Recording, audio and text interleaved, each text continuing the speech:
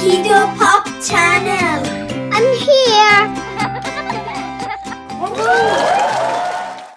Hey there, little artists. Let's start drawing our little snail friend.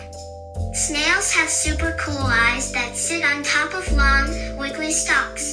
That way, they can peek around without moving their whole body, like little periscopes on a submarine. Snails might be slow, but they have a special trick. They leave a slimy trail behind them that helps them slide smoothly across the ground. It's like having invisible roller skates. Did you know snails carry their home on their backs? That's right. This swirly shell is like a tiny, cozy house where they can hide whenever they feel sleepy or shy.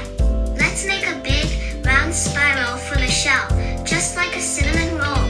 Yum! And guess what? Snails love to eat yummy things like leaves, fruits, and veggies. Imagine having a picnic every day.